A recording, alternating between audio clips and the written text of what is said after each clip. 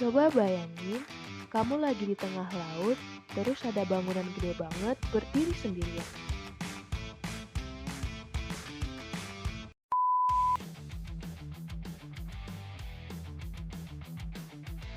Hai, kenalin, gue Depo. Biasanya sih orang-orang manggilnya gitu.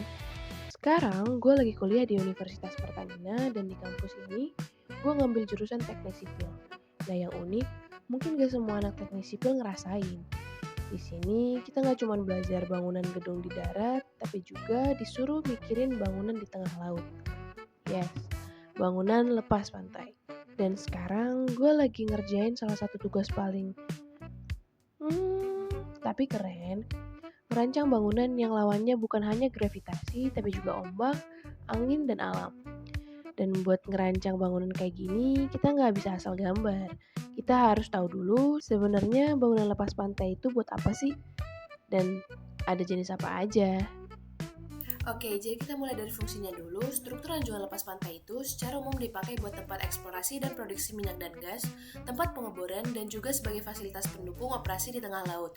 Simpelnya, ini kayak pabrik tapi ditaruhnya di tengah laut.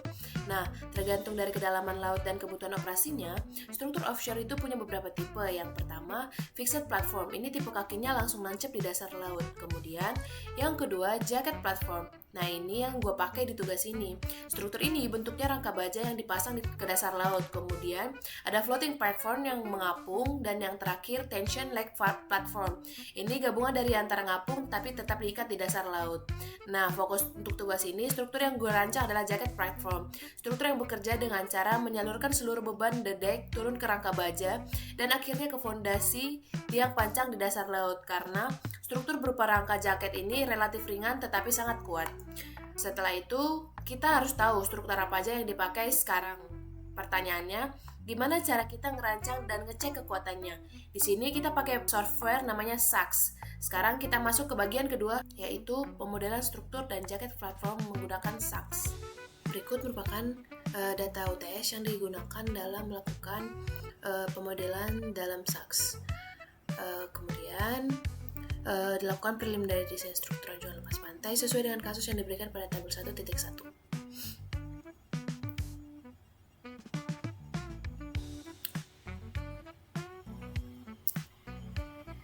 Nah, berikut merupakan data kasus, desain, dan analisis struktur yang digunakan pada pemodelan anjungan lepas pantai. Kemudian berikut merupakan data lingkungan yang digunakan pada pemodelan kali ini, dan data yang lingkungan yang saya gunakan merupakan data lingkungan tipe 4.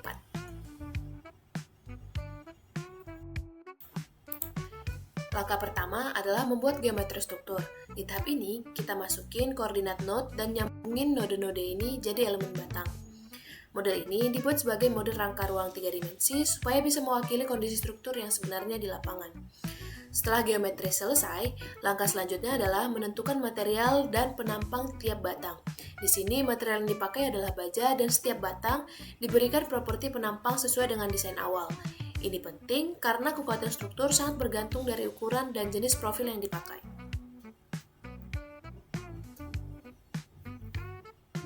Setelah semua batang dimasukkan, kemudian dilakukan untuk menyatukan node-node pada tiap elevasi.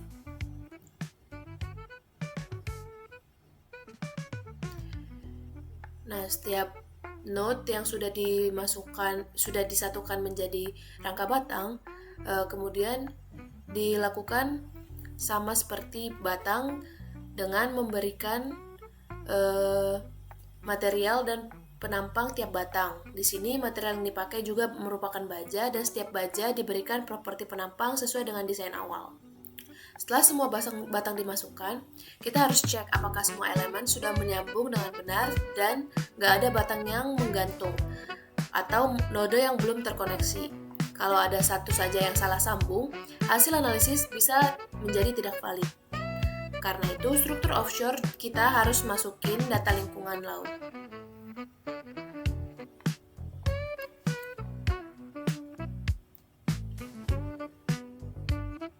Kemudian setelah itu dilakukan pemodelan pada struktur di bagian dek, sama seperti tadi dengan memasukkan material dan dimensi yang digunakan untuk penampang deck.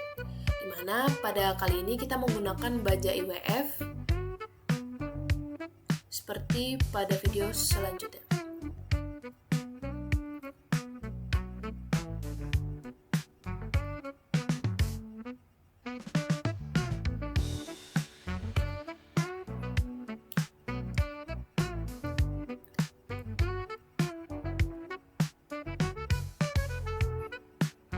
Nah, berikut merupakan data hasil akhir. Kemudian, di struktur offshore, beban yang dimasukkan ke model ini terdiri dari yang pertama, dead load dan beban atau beban mati. Ini isinya berat sendiri struktur, deck, dan semua komponen permanen. Yang kedua, live load atau beban hidup. Ini misalnya pembebanan peralatan dan aktivitas di atas deck. Terus yang paling penting, beban lingkungan, yaitu beban gelombang, beban arus, dan beban angin. Khususnya untuk beban gelombang dan arus, di SAX kita bisa masukin data lingkungan laut, kayak tinggi gelombang, periode gelombang, dan kecepatan arus, dan nanti SAX akan otomatis menghitung gaya kerja dari struktur tersebut. Semua beban ini gak dipakai satu-satu, tapi nanti akan dikombinasikan dalam beberapa load combination buat dapetin kondisi paling kritis. Setelah semua beban dimasukkan, langkah berikutnya adalah menjalankan analisis struktur. Jadi, secara singkat, tahap pemodelan struktur statis ini dimulai dari membuat geometri, menentukan material dan penampang, mengecek konektivitas, memasukkan data lingkungan, dan yang terakhir memastikan model setiap dianalisis. Jadi di SAX setelah kita bikin model, kita masukin pembebanan, jalanin analisis, dan tentuin boundary condition, baru deh kita bisa nilai apakah struktur jaket ini sudah aman atau masih perlu diberikan perkuatan.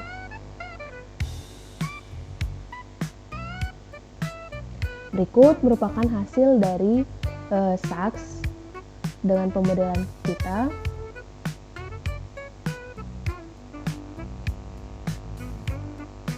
Kemudian setelah dilakukan tes, struktur tersebut sudah kuat dan berikut merupakan model 3 dimensi. Dan terima kasih.